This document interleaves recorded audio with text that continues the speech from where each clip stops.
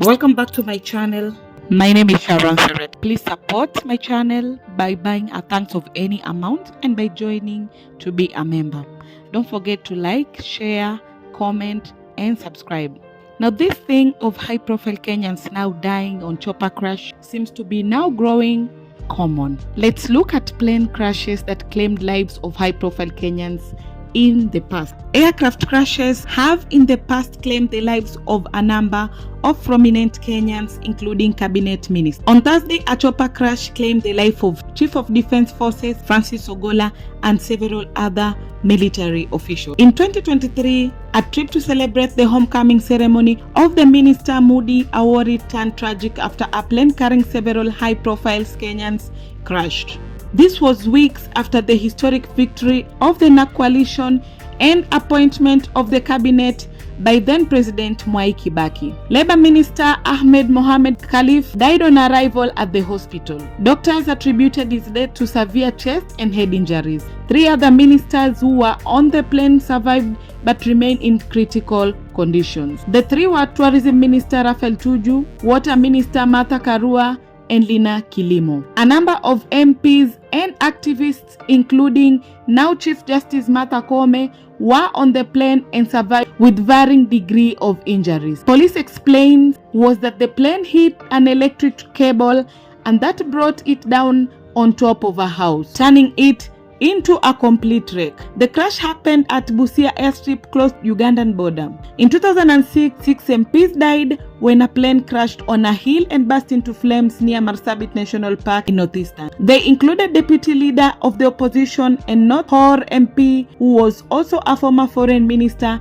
Bonaya Godana, Saku MP, Abdi Sasura, Moyale MP, Guracha Galgado, Laislamis MP and Assistant Minister of Regional Development Titus Ngoyoni, Member of the East African Parliament, Lieutenant General Abdullahi Adan, MP Mirugi Karaoke, who was Assistant Minister for Internal Security, and Bishop William Wako. Then Marsabit DC Mutia Iringo said the aircraft had crashed into a hill due to heavy fog as it approached the airstrips outside town. After it crashed, it burst into flames and the fire was so fierce that some of the bodies were burnt beyond recognition, he said. The MPs were on a peacemaking trip seeking to mediate between warring communities in the area where conflict over pasture and water is common. 4 people were pulled down from the wreckage alive, witnesses said. In 2008, a plane carrying then Roads Minister Kipkalia Kons and Home Affairs Assistant Minister Lona Laboso crashed, killing the 2 and 2 others. The plane crashed near the Masai Mara Game Reserve in Narok. Kones was 56 years old and Lona Laboso was 47. Laboso was then the MP for Sotik, while Kones was a prominent Kalenjin political name, having served 5 terms in parliament. The wreckage has been found and there are no survivors. Our country has lost leaders of immense potential at their prime age and with a promising future, the office of the president announced at that time. The 2 ministers were top ODM members, with then Prime Minister Raila Odinga spokesperson describing the news of the crash as unbearable. The Narok police bosses said the plane came down on an unoccupied house, disintegrated, killing all 4 occupants. In 2012, Internal Security Minister George Saitoti and his Assistant Minister Orwa Ojode died in a plane crash. The crash happened in Kibiku Forest in Gong Hill.